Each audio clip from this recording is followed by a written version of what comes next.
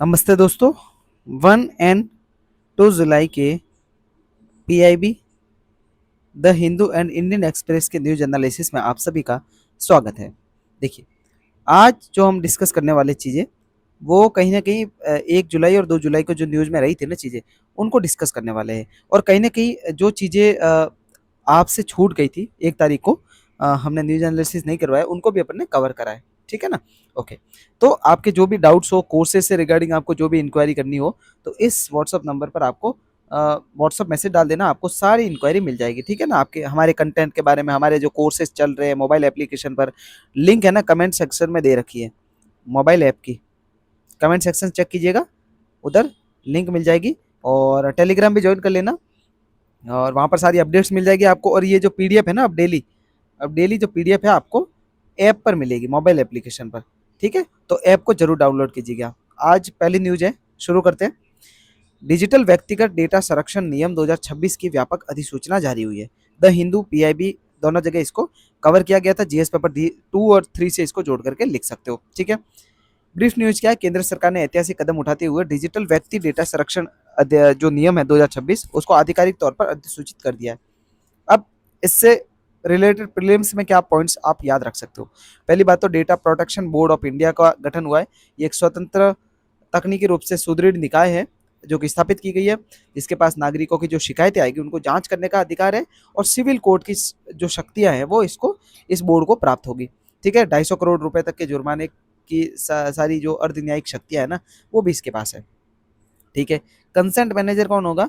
ये एक विनियामक वर्ग है जो कि भारतीय डिजिटल नागरिकों की ओर से एक सुलभ डिजिटल प्लेटफॉर्म के माध्यम से सहमति देने, प्रबंधित करने और वापस लेने की प्रक्रिया को केंद्रीकृत करेगा। यह डेटा ट्रस्टियों के रूप में भी कार्य करेगा।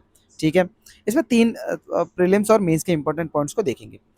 डेटा फ्यूडिशरी कौन होता है? सरकार द्वारा उनके द्वारा संशोधित किए जाने वाले संवेदनशील डेटा की मात्रा, राष्ट्रीय सुरक्षा, सार्वजनिक व्यवस्था पर प्रभाव के आधार पर वर्गीकृत किया जाएगा। सिंपल आप ये देखिए कि डेटा डेटा फ्यूडिशरी कौन है ना? जो डेटा को स्टोर कर रहा है। आपके डेटा का मान लीजिए आप अब इंस्टाग्राम चला रहे हो, इंस्टाग्राम का सारा डेटा इंस्टाग्राम कंपनी के पास है, तो वो होगी डेटा फ्यूडिशरी। ठीक है ना? तो उनको संसाधित करना, वो किस तरीके से आपका डेटा यूज कर सकते हैं, वो सारी चीजें, राष्ट्रीय सुरक्षा को लेकर के जो मुद्दे यहाँ से उठ सकते हैं, सार्वजनिक व्यवस्था को लेकर के जो मुद्दे कहीं ना कहीं आ सकते हैं उस डेटा के माध्यम से, तो वो कहीं ना कहीं सरकार द्वारा रेगुलेट किया जाएगा। और इनकी ऑडिटिंग वगैरह टाइम टू टाइम होती रहेगी, और उसके लिए ऑफिसर भी नियुक्त किया जाएगा। ठीक है? ओके। मेंस में क्या पॉइंट्स काम आ सकते हैं कि निजता का अधिकार। देखिए, आपका डेटा है, अगर वो लीक हो जाता है तो आपका निजता है ना, उसका हनन हो सकता है। प्लस राज्य की संप्रभुता, है ना? कहीं ना कहीं राष्ट्र की एकता, अखंडता की बात है, राष्ट्र की एकता की बात है। पुट्टू स्वामी जो वाद हुआ था 2017 में, सुप्रीम कोर्ट ने सुप्रीम कोर्ट में यह विवाद गया था, तो उसमें यह हुआ था कि आर्टिकल 21 के अंतर्गत निजता के अधिकार को विधायी सुरक्षा प्रदान की गई थी। भाई, जो निजता का अधिकार है ना, राइट टू प्राइवेसी, वो कहीं ना कहीं आपका फंडामेंटल राइट है। ठीक है? Under article 21। ओके। उसके तहत आपको विधायी सुरक्षा प्रदान की गई थी। हालांकि राष्ट्रीय सुरक्षा और विदेशी राज्यों के साथ में संबंधों के आधार पर सरकारी एजेंसियों को दी जाने वाली व्यापक छूटें भी शामिल है इसके अंतर्गत, वो चिंता का विषय भी है। अनुपालन की लागत और स्टार्टअप पारिस्थितिक तंत्र। देखिए, कठोर अनुपालन मानक अगर आप बनाओगे, है ना, तो उससे क्या हो जाएगा कि जो स्टार्टअप्स है उस पर प्रशासनिक बोझ बढ़ जाएगा, नवाचार की गति को प्रभावित कर सकती है। आपने बहुत ज्यादा रेगुलेशन किसी कंपनी पर डाल दी है, तो इससे क्या हो जाएगा, कंपनी की जो क्षमताएं हैं काम करने की वो कम हो जाएगी। ठीक है? समझ में आ गया? तो ये हो गया पहला जो न्यूज़ थी अपनी। डेटा संप्रभुता का क्या मतलब है कि भाई, आपका डेटा, आपके देश का डेटा अगर आपके देश में संग्रहित नहीं हो रहा है, वो किसी क्रॉस बाउंड्री जाकर के किसी अन्य देश में अगर वो डेटा एकत्रित हो रहा है, तो कहीं ना कहीं वो चिंता का विषय तो है ना? अब आपको क्या करना पड़ेगा भाई, द्विपक्षीय समझौते करने पड़ेंगे डेटा से रिलेटेड, कि भाई किसी देश के साथ में आपने समझौता कर लिया कि आप हमारे देश के डेटा को आपके यहाँ पर संग्रहित कीजिएगा, सारी चीजें। ठीक है ना? टेक दिग्गज जितने भी है उनके साथ में रणनीतिक आपको परिचालन बदलाव की जरूरत है। ठीक है? प्रीलिम्स का क्वेश्चन देख लीजिए कि भाई, व्यक्तिगत डेटा संरक्षण नियम 2026 के संदर्भ में बताइए कितने कथन सही है। Data protection board of India की स्थापना की गई है, जो कि कहीं ना कहीं दीवानी जो सिविल कोर्ट्स की जो शक्ति है ना, वो प्राप्त करती है। ठीक है? पहला सही है। दूसरा क्या है? डेटा फिड्यूशरी को अनिवार्य रूप से एक स्वतंत्र डेटा ऑडिटर नियुक्त करना होगा, जो समय समय पर ऑडिटिंग को आयोजित करेगा। दूसरा भी सही है। ठीक है? अब तीसरा इसमें गलत क्यों है? क्योंकि नियमों के तहत किसी भी परिस्थिति में सीमा पार डेटा हस्तांतरण की अनुमति नहीं है। ये गलत हो जाएगा, क्योंकि अनुमति है। ठीक है? तो केवल दो, एक और दो हो जाएगा सही। मेंस का क्वेश्चन देखिए, डिजिटल व्यक्तिगत डेटा संरक्षण नियम 2026 भारतीय नागरिकों की डिजिटल संप्रभुता को संबोधित करने और तकनीकी नवाचार को बढ़ावा देने के लिए एक नाजुक संतुलन स्थापित करने का प्रयास करता है। समालोचनात्मक विश्लेषण करना आपको, है ना, कि इसके तहत आपकी नागरिकों की नागरिक स्वतंत्रता वर्सेस डिजिटल संप्रभुता वर्सेस तकनीकी नवाचार, तो इन तीन मुद्दों पर आपको लिखने की कोशिश करनी है, ठीक है। दूसरा न्यूज था भारत प्रशांत आर्थिक ढांचा और आपूर्ति श्रृंखला लचीलापन समझौता। ये क्या है? Indian express, PIB, GS paper 2, international relation, वैश्विक जो भू राजनीति है उससे जोड़ करके लिखा जा सकता है। क्या है?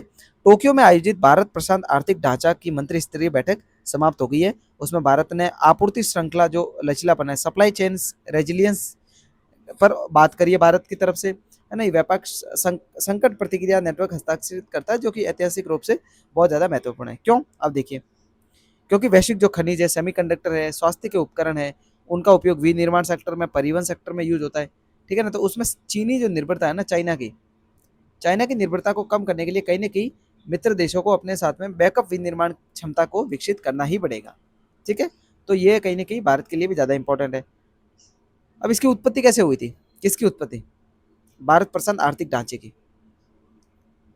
कि इसकी शुरुआत 2022 में टोक्यो में अमेरिकी राष्ट्रपति जो बाइडेन, ठीक है ना,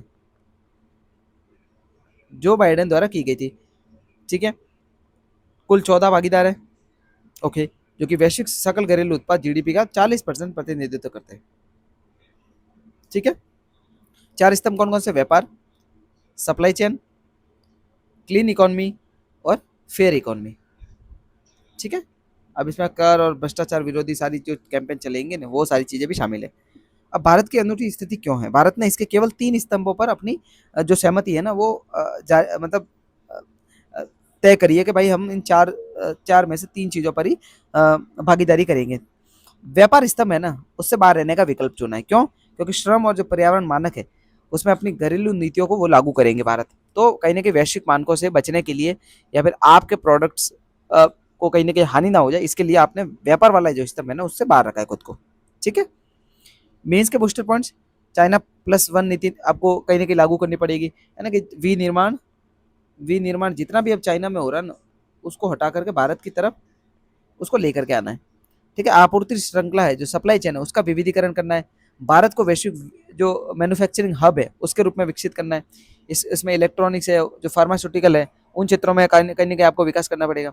आर्थिक सुरक्षा के रूप में देखिए, यूक्रेन संकट है, महामारी के बाद यह दिखाता है कि कहीं ना कहीं वैश्विक जो व्यवस्था है उसमें आर्थिक नीतियां पूरी तरीके से भू राजनीतिक जो सुरक्षा है ना उसके ऊपर डिपेंड करेगी। कि अगर जियो पॉलिटिकली स्टेबिलिटी है ना, तो इससे क्या हो जाएगा, कहीं ना कहीं जो वैश्विक व्यापार उसमें भी संतुलन रहेगा, ठीक है, ओके। बहुपक्षवाद पक्षवाद बनाम क्षेत्रीय व्यापार, कहीं ना कहीं देखिए जो इंडो पैसिफिक जो इकोनॉमिक फ्रेमवर्क है वो कहीं ना कहीं पारंपरिक जो मुक्त व्यापार समझौते हैं ना, एफटीए नहीं है, क्योंकि इसमें टैरिफ कटौती शामिल नहीं है। ये मुख्य रूप से विनियामकीय संरेखन जो है, यानी रेगुलेटरी जो भी लचीलापन है उसको लागू करती है, ठीक है, ओके। प्रीलिम्स का क्वेश्चन देखिए, भारत प्रशांत आर्थिक ढांचे के संदर्भ में बताइए कितने कथन सही है। यह पारंपरिक एफटीए है जिसके तहत सदस्य देशों के बीच में टैरिफ को शून्य किया जाएगा। पहला हो गया गलत, ये कट हो गया, ये कट हो गया। तीसरा हो जाएगा सही अपने आप।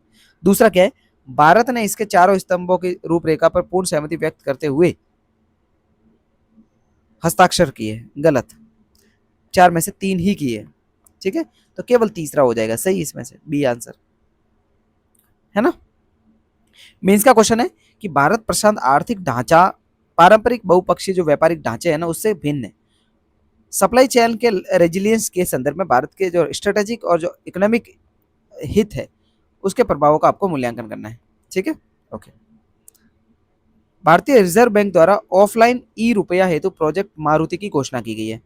द हिंदू, आरबीआई की जो कोर बुलेटिन है और जीएस पेपर इसमें जारी हुई थी ये न्यूज। जीएस पेपर 3 भारतीय अर्थव्यवस्था और बैंकिंग संरचना से इसको जोड़ करके लिखा जा सकता है। देखिए, आरबीआई ने देश के सुदूरवर्ती जो ग्रामीण और इंटरनेट के जो अंधेरे क्षेत्र है, मतलब कि इंटरनेट शेडो जोन मतलब जहां तक इंटरनेट नहीं पहुंचा, वहां पर वित्तीय समावेशन को बढ़ावा देने के लिए कहीं ना कहीं आपने आरबीआई ने जो प्रोजेक्ट मारुति है ना उसको लॉन्च किया है।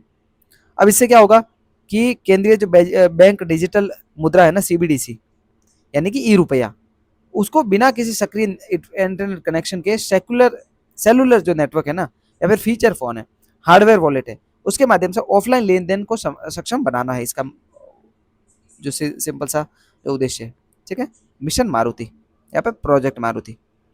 Prelims booster point, central bank digital currency क्या है? यह केंद्रीय बैंक जो आरबीआई है, आरबीआई के द्वारा डिजिटल रूप में जारी की जाने वाली एक संप्रभु मुद्रा है। मान लीजिए आपके पास 10 रुपए नोट है, अब उसको आपने इलेक्ट्रॉनिकली जारी करवा दिया ई रुपये के रूप में, ठीक है ना, तो वो आपकी एक सीबीडीसी हो जाएगी। ये सॉवरेन मुद्रा है और ये वाणिज्यिक बैंक जमा के विपरीत सीधे केंद्रीय बैंक आरबीआई के बैलेंस शीट में एक कानूनी देनदारी है ना, लाइबिलिटी है। जो करेंसी होती है वो आरबीआई की लाइबिलिटी होती है। लाइबिलिटी मतलब आपको उसका भुगतान करना पड़ेगा। मतलब कि अगर अगर आपके पास कोई भी कस्टमर 10 रुपए का कटा छटा फटा नोट लेकर के आ जाए तो आपको नया नोट 10 रुपए का उसके बदले देना ही पड़ेगा, ठीक है ना, तो वो आपकी लाइबिलिटी है। ठीक है, ओके। अब इसमें आपको कोई ब्याज वगैरह नहीं मिलेगा, सिंपल इस बात को ध्यान रखना, कोई ब्याज आपको नहीं मिलेगा, है ना। जैसे आपके पास कैश रहता है वो डिजिटली रहेगा, बस सिंपल इतना सा मतलब है। फिएट मुद्रा के साथ विनियमितता, ई रुपया भौतिक नकदी है ना जो फिजिकल कैश है, उसके साथ 1:1 अनुपात में पूरी तरीके से विनिमय है। सिंपल मतलब जो आपके पास कैश है उसको इलेक्ट्रॉनिकली आपने जमा करवा दिया, इसमें कोई ब्याज नहीं मिलेगा आपको। ये पारंपरिक बैंक खातों से भिन्न होता है ना। ये आपके नॉर्मली जो बैंक खाते होते हैं जो बैंकों के साथ होते हैं, और ये करेंसी होती है आरबीआई के साथ में। ठीक है, प्रोजेक्ट मारुति की तकनीक क्या है? ऑफलाइन लेजर ट्रांसफर के रूप में इसको लागू किया गया और कहीं ना कहीं सुरक्षित क्रिप्टोग्राफिक चिप्स के माध्यम से इसको स्टोर रखा जा सकता है। ठीक है, ओके। मेंस में क्या यूज किया जा सकता है यहाँ से? वित्तीय समावेशन की परिभाषा की भारतीय के जो ग्रामीण क्षेत्र है भारत के, उसमें बुनियादी जो डिजिटल अवसंरचना है जैसे बिजली है, इंटरनेट है, इसकी अनिश्चितता के बावजूद ऑफलाइन सीबीडीसी कहीं ना कहीं बैंकिंग प्रणाली में जो अछूते लोग रह गए हैं ना, अछूते मतलब कि जहाँ जिन तक पहुंच नहीं बन पाई है बैंकिंग की, और कहीं ना कहीं जो इंटरनेट है उसकी, उसको मुख्य धारा में लाना है और अर्थव्यवस्था से जोड़ना है। ठीक है, नकदी प्रबंधन लागत में कमी लानी है। कहीं ना कहीं जो भौतिक मुद्रा आप उसको छापते हो, उसका परिवहन, उसका भंडारण, उसकी सुरक्षा पर जो आरबीआई द्वारा प्रतिवर्ष हजारों करोड़ रुपए खर्च किए जाते हैं, उसको कहीं ना कहीं सीबीडीसी से कम किया जा सकता है। ठीक है, ओके। प्रोजेक्ट मारुति, और इसीलिए इन लागतों में भारी कमी करने के लिए लॉन्च किया गया। ठीक है, डीबीटी के माध्यम से सीबीडीसी को कहीं ना कहीं दिया जाना, और वो जो लीकेज होगा ना कि भाई बीच में भ्रष्टाचार हो जाता है, वो बच जाएगा। ठीक है, आरबीआई को वास्तविक समय में बाजार में तरलता कैसे कंट्रोल करनी है वो सारी चीजें इससे रेगुलेट भी की जा सकती है। प्रीलिम्स का क्वेश्चन देखिए, भारतीय रिजर्व बैंक द्वारा सेंट्रल बैंक डिजिटल करेंसी या फिर ई रुपया के संदर्भ में बताना कितने कथन सही है। पहला ये केंद्रीय बैंक द्वारा जारी एक डिजिटल संप्रभु मुद्रा है जो कि बहुत भौतिक जो नकदी है उसके समान ही लीगल टेंडर है। ठीक है, पहली बात सही है, ओके। दूसरी, वाणिज्यिक बैंकों में जमा की तरह ई रुपये को भी डिजिटल वॉलेट में रखने पर ग्राहकों को आरबीआई द्वारा न्यूनतम ब्याज मिलेगा। ठीक है, कोई ब्याज नहीं मिलेगा, दूसरी बात गलत है। प्रोजेक्ट मारुति का प्राथमिक उद्देश्य इंटरनेट कनेक्टिविटी के बिना ई रुपये को ऑफलाइन हस्तांतरण को सक्षम बनाना है। ठीक है, तो पहला और तीसरा हो जाएगा सही, सी आंसर। ठीक है, मेंस का क्वेश्चन देखिए, सेंट्रल बैंक डिजिटल करेंसी क्या है? भारत के ग्रामीण और अर्ध शहरी क्षेत्रों में वित्तीय समावेशन को बढ़ावा देने और नकदी आधारित अर्थव्यवस्था को कम करने के लिए प्रोजेक्ट मारुति किस तरीके से सहयोगी हो सकता है, आलोचनात्मक आपको परीक्षण करना है। ठीक है, समझ में आ गया ना कैसे क्या लिखना है? सारी चीजें डिस्कस कर रखी है ऊपर। ठीक है, प्रैक्टिस करनी है आपको, गूगल भी कर सकते हो इसको। ठीक है, 1 मिनट में पानी पी लेता हूँ।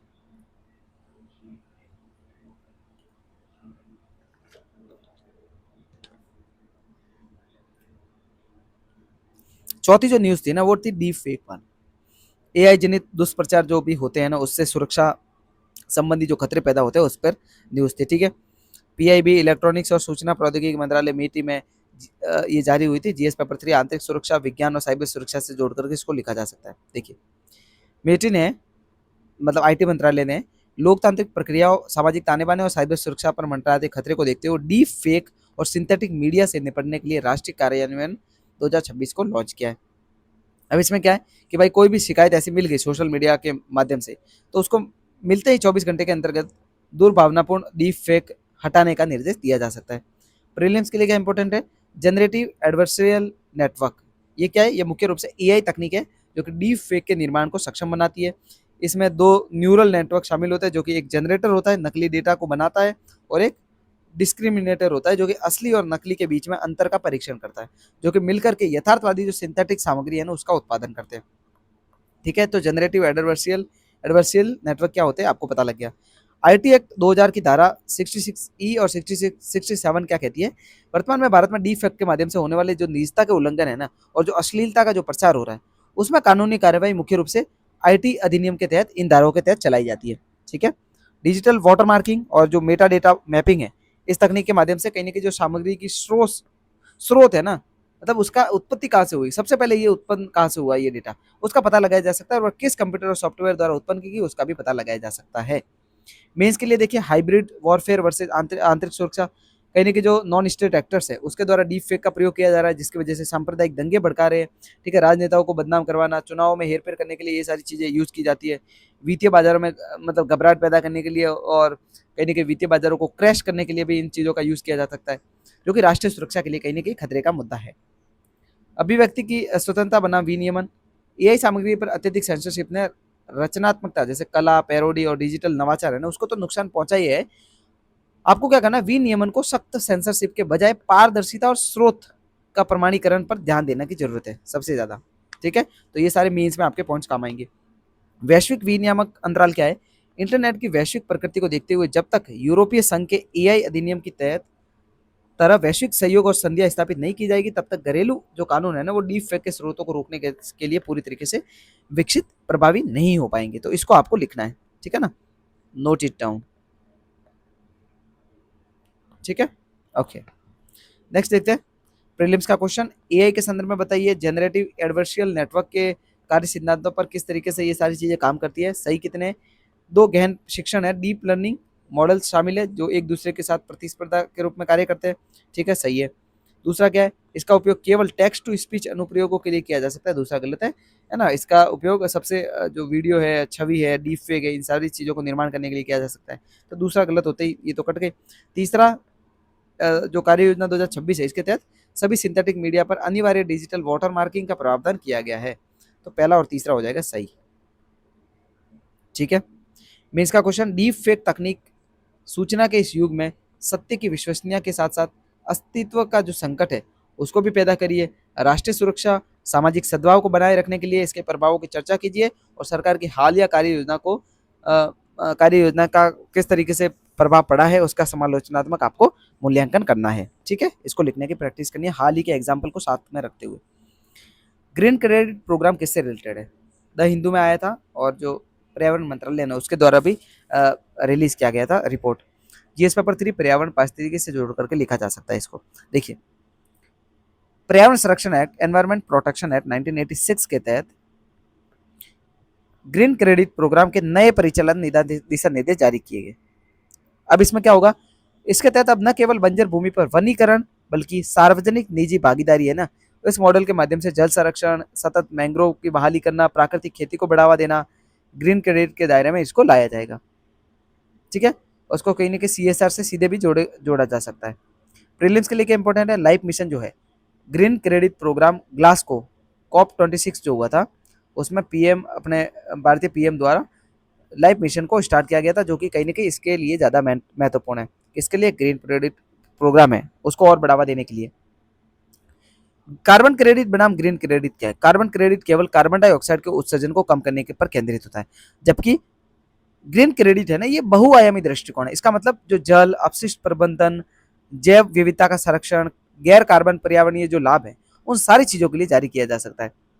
भारतीय वानिकी अनुसंधान और जो शिक्षा परिषद है इसने पूरे कार्यक्रम के कार्यान्वयन के लिए निगरानी, प्रमाणन, क्रेडिट रजिस्ट्री, इन सब के लिए एक नोडल एजेंसी के रूप में इनको चुना गया है।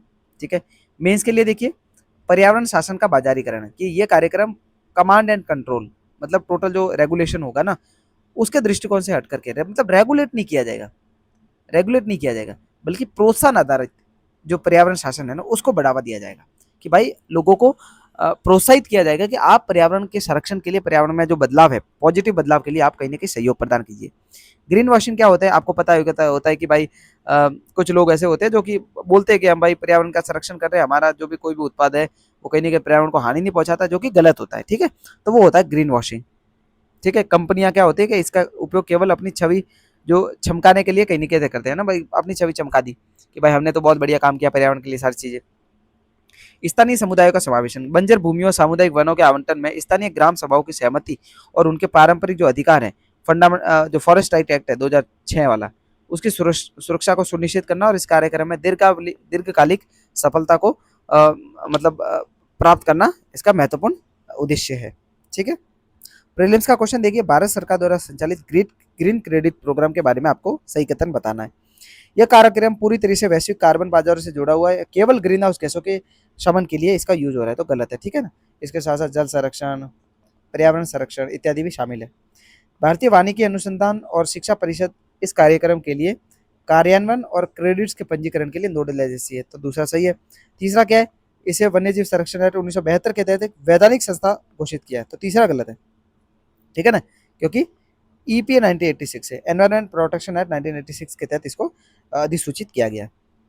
मेंस का क्वेश्चन देखिए, ग्रीन क्रेडिट प्रोग्राम पारंपरिक कार्बन क्रेडिट तंत्र से किस प्रकार भिन्न है?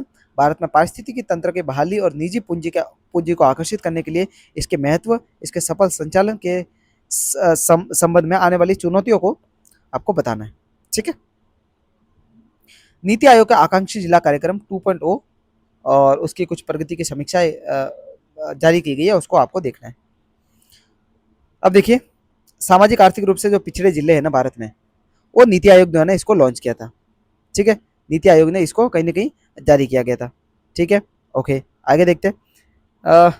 इस नए चरण में क्या ब्लॉक स्तरीय जो विकास है ना, उसको भी लक्षित किया गया है। उसमें पोषण के परिणाम है, संस्थागत प्रसव की जो दर है, स्कूलों में जो डिजिटल साक्षरता है, उसको मतलब कहीं न कहीं अद्यतन करना है, उसको अपडेट करना है, तो वो सारी चीज़ें जारी की गई है। देखिए, इसका मूल दर्शन है ना, मूल फिलॉसफी क्या है? 3 सी, 3 प्रमुख कोर सिद्धांत है, अभिसरण, कन्वर्जेंस, केंद्रीय और राज्य योजनाओं का, ठीक है ना? केंद्रीय और राज्य योजनाओं का कन्वर्जेंस, ठीक है? सहयोग, कोलैबोरेशन क्या है? केंद्रीय, राज्य के नोडल अधिकारी और जिला कलेक्टर और जो है उसमें कोऑर्डिनेशन, कोलैबोरेशन कहीं ना कहीं करना। प्रतिस्पर्धा जिलों के बीच में मास डेवलपमेंट के लिए, ठीक है ना? ओके, तो अभिसरण, कन्वर्जेंस, सहयोग, कोलैबोरेशन और प्रतिस्पर्धा, कंपटीशन, इन तीनों को कहीं ना कहीं जोड़ करके इसको चलाया जाता है, इस कार्यक्रम को। मूल्यांकन के 5 मुख्य फोकस क्षेत्र है, स्वास्थ्य और पोषण, शिक्षा, कृषि और जल संसाधन, वित्तीय समावेशन, कौशल विकास और बुनियादी ढांचा, ठीक है? चैंपियंस ऑफ चेंज डैशबोर्ड क्या है? नीति आयोग द्वारा विकसित है, एक real time data monitoring system है जो कि मासिक आधार पर डेटा को डेल्टा रैंकिंग जारी करती है, ठीक है? ओके, मेंस में क्या यूज हो सकता है? सहकारी और प्रतिस्पर्धी संघवाद को कहीं ना कहीं आगे बढ़ाना। कैसे? एडीपी मॉडल ये प्रदर्शित करता है कि कैसे बिना किसी अतिरिक्त बजटीय आवंटन के केवल मौजूदा जो प्रशासनिक मशीनरी है उसको सुव्यवस्थित करके स्वस्थ प्रतिस्पर्धा पैदा करके कहते कैसे बेहतर परिणामों को जारी किया जा सकता है, कैसे बेहतर परिणाम प्राप्त किए जा सकते हैं। दूसरा क्या है? डेटा ड्रिवन जो गवर्नेंस है, उसमें रियल डेटा रैंकिंग नीति निर्माताओं को कहीं ना कहीं साक्ष्य आधारित नीति निर्माण के लिए शक्ति प्रदान करती है ना, संसाधनों की बर्बादी को कम करती है। अंतिम छोर तक सेवा का जो वितरण है, लास्ट माइल जो डिलीवरी है, उसको कहीं ना कहीं आप इनपुट के आधार पर ही बदल सकते हो, ठीक है? और जमीन पर क्या हुआ है, मतलब आउटपुट उन्मुख आपकी जो भी नीतियां हैं, वो कहीं ना कहीं जो एसडीजी गोल्स वगैरह है उसको सारी चीज़ों को अचीव करने में आपकी मदद कर सकती है, ठीक है? प्रीलिम्स का क्वेश्चन देखिए, नीति आयोग के संदर्भ में आकांक्षी जिला प्रोग्राम के तहत बताइए कि जो डेल्टा रैंकिंग निर्धारित करने के लिए निम्नलिखित में से किस क्षेत्र को सर्वाधिक वारंश दिया गया है? तो इसमें स्वास्थ्य एवं पोषण है, स्वास्थ्य पोषण एवं शिक्षा, ठीक है ना? यहाँ पर दे रखा है, देखिए ये वाला, ठीक है? ओके, मेंस का क्वेश्चन देखिए, आकांक्षी जिला कार्यक्रम भारत में पारंपरिक टॉप डाउन प्रशासनिक दृष्टिकोण से हट करके परिणाम आधारित शासन और प्रतिस्पर्धी संघवाद की तरफ बढ़ रहा है, ठीक है ना? अब ये 3 टर्मिनोलॉजी है, इसको लिखने की आपको प्रैक्टिस करनी है, ठीक है? ओके, उन्नत समुद्री अनुप्रयोग के लिए भारतीय उपग्रह प्रणाली नाभिक नाभिक नाभिक 2, इंडियन एक्सप्रेस इसरो की प्रेस विज्ञप्ति द्वारा इसको जारी किया गया था। जीएस पेपर 3 साइंस टेक, अंतरिक्ष और रणनीतिक सुरक्षा से रिलेटेड जो भी आपके क्वेश्चन हो उसमें ऐड किया जा सकता है। देखिए, इसरो और भारतीय नौसेना ने संयुक्त रूप से भारत की स्वदेशी क्षेत्रीय नेविगेशन प्रणाली के उन्नत संस्करण नाविक 2 के विशिष्ट समुद्री परिचालन जो परीक्षण थे उसको सफलतापूर्वक संपन्न कर दिया है। अब देखिए, प्रीलिम्स के लिए क्या इंपॉर्टेंट है, तकनीकी वास्तुकला। नाविक 2 प्रणाली जो है ना, उपग्रहों के नक्षत्र को उन्नत किया जाएगा, ठीक है, जिसमें आप विदेशी परमाणु घड़ियों पर निर्भर रहने के बजाय पूरी तरीके से भारत में जो निर्मित रूबिडियम परमाणु जो घड़ियां है ना, उस पर आपको कहीं ना कहीं डिपेंडेंसी बढ़ा दी जाएगी। नैनो सेकंड स्तर तक की सटीकता प्रदान की जाएगी इसके द्वारा। कवरेज क्षेत्र क्या है, भारत की मुख्य भूमि की सीमाओं से परे 1500 किलोमीटर के क्षेत्र को कवर करता है, जिसमें संपूर्ण जो हिंद महासागर है, दक्षिण एशिया के जो हिस्से हैं, अंतर्राष्ट्रीय जो समुद्री मार्ग है, उन सभी चीज़ों को भी कवर करता है, ठीक है। 2 प्रकार की सेवाएं, मानक पोजिशनिंग सेवा एसपीएस, जो कि सभी नागरिक उपयोगकर्ता और वाणिज्यिक उड़ानों के लिए खुली है।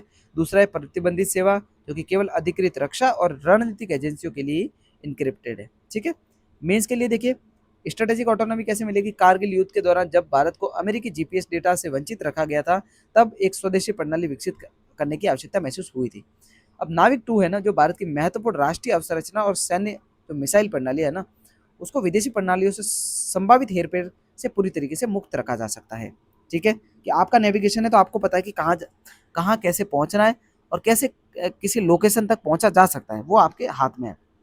सागर पैल है ना, जो कि कहीं ना कहीं जो क्षेत्रीय नेट सुरक्षा प्रदाता है, हिंद महासागर क्षेत्र में पड़ोसी देशों जैसे श्रीलंका, मालदीव, मॉरिशस, उसको नाविक डेटा पहुंच प्रदान करेगा। इससे क्या हो जाएगा, विश्वसनीयता बढ़ेगी आपके हिंद महासागर वाले क्षेत्र में, ठीक है ना। आपकी स्थिति मजबूत करेगी, जो कि चीन की जो प्रभुता बनी हुई है इस क्षेत्र में, उसको भी कम करने में कहीं ना कहीं मुकाबला करने में आपकी जो हेल्प है वो करेगी। अब क्या है, भारत सरकार द्वारा घरेलू मोबाइल फ़ोन, ऑटोमोबाइल जो भी निर्माता है और जो 5G चिपसेट्स का निर्माण जो हो रहा है, उसमें नाविक को इंस्टॉल करवाया जा सकता है जीपीएस की जगह, ठीक है ना। तो इससे क्या हो जाएगा, आत्मनिर्भरता बढ़ जाएगी। प्रीलिम्स देखिए, भारत में स्वदेशी नेविगेशन जो प्रणाली है नाविक 2, नाविक या फिर नाविक 2, इसके संदर्भ में बताना कितने कितने सही है। या पूरी पृथ्वी को कवर करने वाली एक वैश्विक नेविगेशन प्रणाली है, तो पहला तो हो जाएगा गलत, सीधा का सीधा, तो आंसर हो जाएगा 2 अपने आप सही, ठीक है। दूसरा तो सही है, रूबिडियम परमाणु घड़ियों का उपयोग किया गया है, इसकी नागरिक सेवा केवल भारत के भौगोलिक क्षेत्रों तक सीमित है, ये गलत है, श्रीलंका, मालदीव तक भी से मतलब इसको पहुंच प्रदान करेगी। भारत की रणनीतिक संपूर्णता, आर्थिक सुरक्षा के दृष्टिकोण से स्वदेशी उपग्रह नेविगेशन प्रणाली नाविक 2 के महत्व का विश्लेषण कीजिए। ये हिंद महासागर के क्षेत्र में भारत के सागर विजन को कैसे शक्ति प्रदान करेगी, इसके ऊपर आपको लिखने की प्रैक्टिस करनी है, ठीक है।